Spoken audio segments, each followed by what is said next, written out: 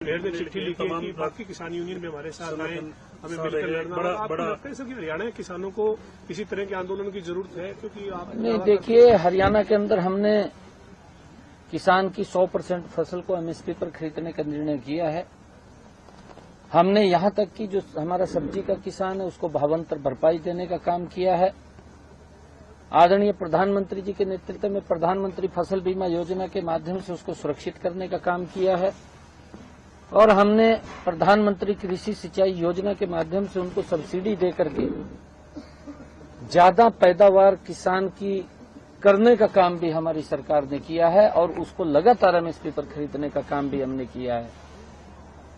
हमारे जो किसान है हमारा अन्नदाता है।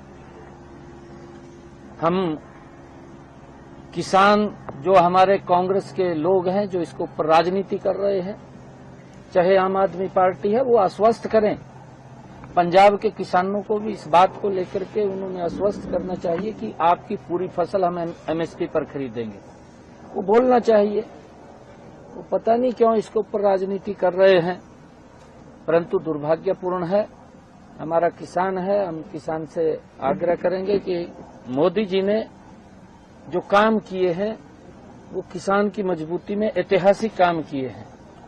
आज तक मेरे ख्याल से अगर हम प्रधानमंत्री किसान सम्मान निधि की भी बात करें, 4,500 करोड़ रुपया लगभग आदरणीय मोदी जी ने किसान के खाते में डायरेक्ट पहुंचाने का काम किया है। और हमने हरियाणा के अंदर हम देखते भी हैं, हरियाणा में हमने अपने किसान के लिए चाहे ट्रैक्टर को भी सब्सिडी पर देने की बात हो और चाहे अन्य एग्रीकल्चर इंस्ट्रूमेंट उसको सब्सिडी पर देने की बात हो, हमने लगातार किसान को सब्सिडी के ऊपर दे करके उसके खर्चे को कम करने का काम हमारी सरकार ने किया है और लगातार हम कर रहे हैं। और ये सारे के सारे जो काम हमने हरियाणा के अंदर किए हैं ये पंजाब सरकार ने भी करने चाहिए, ये कांग्रेस की हिमाचल की सरकार उसने भी करने चाहिए, कर्नाटक में कांग्रेस की सरकार उसने भी करने चाहिए, तेलंगाना में कांग्रेस की सरकार उसने भी करने चाहिए, दिल्ली में आम आदमी की सरकार उसने भी करने चाहिए। क्योंकि किसान के नाम के ऊपर राजनीति दुर्भाग्यपूर्ण है। किसान हमारा अन्नदाता है, हम उसका सम्मान करते हैं और किसान मजबूत होगा तो हम सब मजबूत होंगे। क्योंकि अगर किसान की स्थिति खराब हुई है ये इसके लिए कांग्रेस जिम्मेवार है। लंबा समय कांग्रेस ने देश के ऊपर शासन किया, अब तो राजनीति कर रहे हैं इनके नाम के ऊपर, परंतु मोदी जी ने पिछले 10 वर्षों में एक एक कदम जो भी किसान के हित के अंदर उठाया है वो मजबूती से उसको मजबूत करने वाला, उसको सशक्त करने वाला कदम है। और मैं जब ये भी देखता हूं कि अगर हम अंतर देखें, मैं आपको बताना चाहता हूं क्योंकि इन बातों का पता होना चाहिए, मेरा किसान भी इस बात को जानता है कि जब 2012-13 की बात है, कांग्रेस की सरकार थी, उस वक्त डीएपी खाद का एक थैला 467 रुपए का मिलता था, 233-34 रुपए का यूरिया मिलता था। परंतु कांग्रेस की सरकार रहते हुए अगर ये सच्चे किसान ही तैसी होते तो वो डीएपी और यूरिया का दाम न बढ़ने देते, परंतु इनके समय के अंदर डीएपी 1200 प्रति थैला चला गया और यूरिया भी बढ़ करके 3 गुना ज्यादा रेट उसका हुआ है।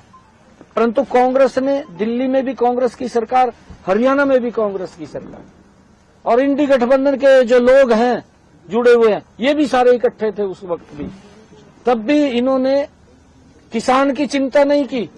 आज राजनीति करते हैं किसान के नाम के ऊपर।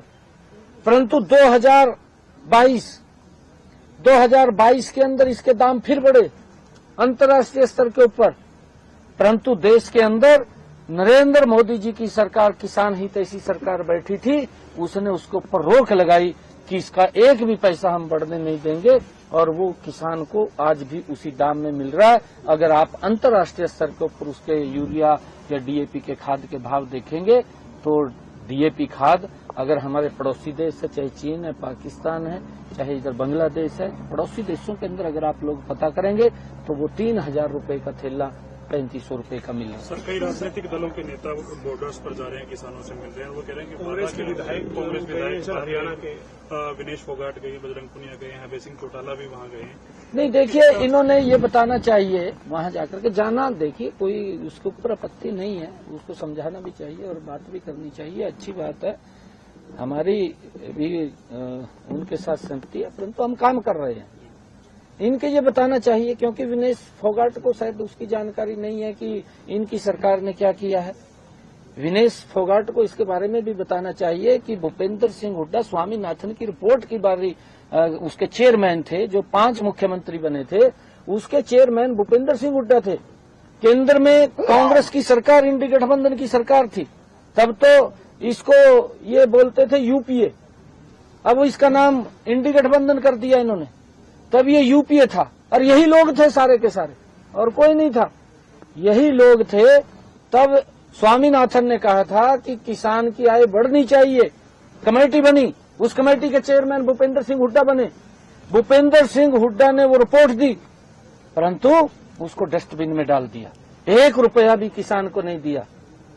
जो ये लोग जाते हैं वहां पर, अच्छी बात है, परंतु जब मीडिया से बात करते हैं तो वो भूपेंद्र सिंह हुड्डा कांग्रेस के कार्यकाल के बारे में बताना चाहिए कि भाई हमारी सरकार थी, हमने ये निर्णय लिए थे, परंतु हम लागू नहीं कर पाए, उसको हमने डस्टबिन में डाल दिया। परंतु हमने जो भी निर्णय किया, या हमने जो कहा है या नहीं भी कहा है, हमने किसान हित के अंदर मजबूती से लागू किया। हमने पराली के प्रबंधन को लेकर के काम किया, किसान की पैदावार हो, और मैं हरियाणा के किसान का दिल से धन्यवाद करता हूं कि उन्होंने उसके अंदर सहयोग किया है। बहुत बधाई के पात्र हैं।